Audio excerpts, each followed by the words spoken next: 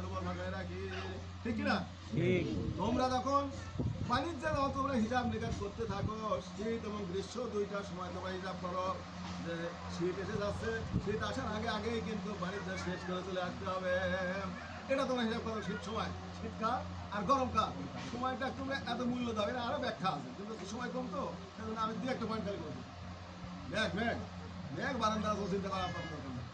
তো মেঘ তো আল্লাহ দিবি, রহমতের বৃষ্টি আল্লাহ দিবি, রহমত দিবি না, আল্লাহ তাই সব রহমত দিবি।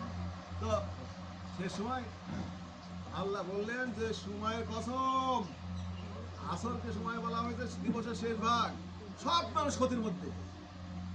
আল্লাহ বললেন সব মানুষ ক্ষতির মধ্যে, ইল্লাল্লাযীনা আমানু, কেবলমাত্র তাহারা ব্যতীত যারা ঈমান এনেছে।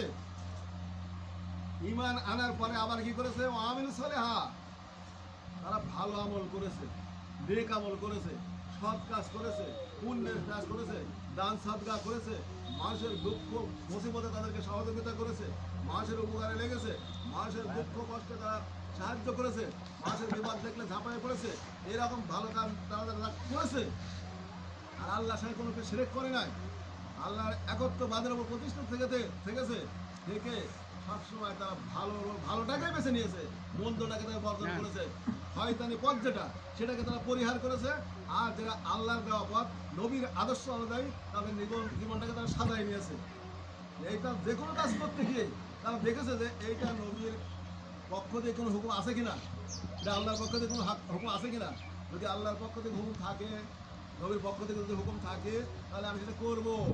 আর যদি নিষেধ থাকে, তাহলে ওইটা যে আল্লাহর সীমানা, তাই রাষ্ট্রের সীমানা, ওই সীমানা আমি ক্রস করবো না, সে আমার লাভ লস যাই হোক না কেন। এইভাবে যারা কাজ করেছে তারা সফল কাম, তারা ক্ষতিগ্রস্ত হবে না। তোমরা জেনে রাখো, আবু বকর যদি ক্ষতিগ্রস্ত হয়, আবু বকরের ব্যবসায় যদি লসের ব্যবসা হয়, তাহলে কার ব্যবসা লাভের ব্যবসা হবে? আবু জাহেল, উতবা, শাইয়া, হামান, কারণ ওদের ব্যবসায় কি লাভের ব্যবসা হয়েছে? কারণ তো অনেক সম্পদ ছিল, দম্ভ করতো যে আমি পরিশ্রম করেছি বলেই তো আমার সম্পদ হয়েছে। কারণ ছিল ফিরআউনের সময়, মুসা আলাইহিস সালামের সময়। তো আল্লাহ বললেন সম্পদের মালিক তো আমি, তোমার সম্পদ আমি, তোমার গর্ব করছো, এক নিমিষে তার সম্পদ সব বালুতে করে বালু